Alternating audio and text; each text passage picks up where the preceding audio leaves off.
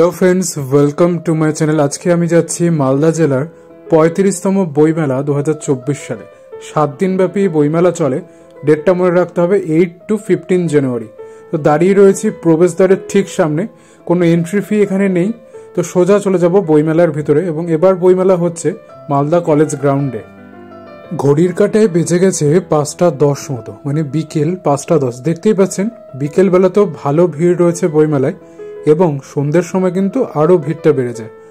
প্রচুর বইয়ের স্টল রয়েছে, তাছাড়াও রয়েছে প্রচুর খাওয়া দাওয়ার স্টল, ফাংশন হচ্ছে, কালচারাল অনুষ্ঠান হচ্ছে, অনেক কিছু রয়েছে এই বইমেলার ভিতর। সব কিছু দেখাবো এই ভিডিওর মাধ্যমে।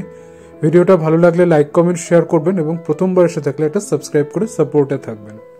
এবছরের বইমেলাতে দুটো উপরি পাওনা, সেটা হচ্ছে দুটো সেলফি পয়েন্ট। সবাই সেখানে ছবি তুলছে। দেখছেন বিকেলের ব্যালকনি বলে একটা কাউন্টার রয়েছে যেখানে কিন্তু লাইভ ফাংশন হচ্ছে। এরকম আরও একটি জায়গা রয়েছে যেখানে ফাংশন হচ্ছে, সেটাও কিন্তু আপনাদের এই ভিডিওর মাধ্যমে দেখাবো। প্রথম যে সেলফি পয়েন্টটি রয়েছে সেটা কিন্তু এখন আপনাদের চোখের সামনে। এখান থেকে চলে যাব একদম অন্যদিকে।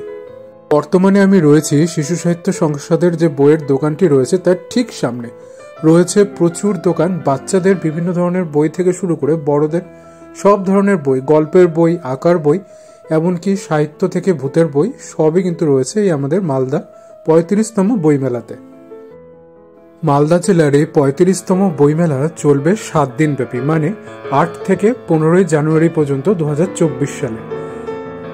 মালদা জেলার 35তম বইমেলার এই ভিডিওটা যদি আপনাদের ভালো লেগে থাকে তাহলে একটা লাইক, একটা কমেন্ট, এটা শেয়ার করবেন। চ্যানেলের প্রথমবার এসে থাকলে একটা সাবস্ক্রাইব করে সাপোর্টে থাকবেন।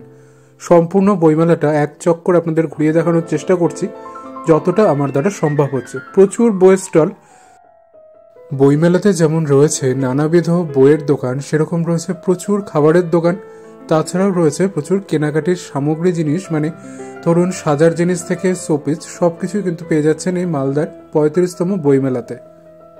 আপনাদের চোখের সামনে রয়েছে আরেকটি মঞ্চ যার নাম হচ্ছে বিধুশেখর শাস্ত্রী মঞ্চ। দেখতেই পাচ্ছেন এখানে কিন্তু একটা কালচারাল গানের প্রোগ্রাম চলছে।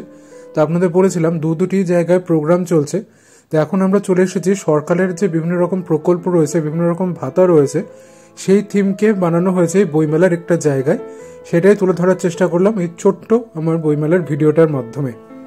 তো এই জায়গাটা খুব সুন্দর লাগছে। সবাই এখানে এসে ছবি তুলছেন এবং বইমেলাতে অনেক ধরনের বইয়ের দোকান রয়েছে। সবটাই আমি প্রায় দেখানোর চেষ্টা করেছি, দূর থেকে হোক বা কাছ থেকে।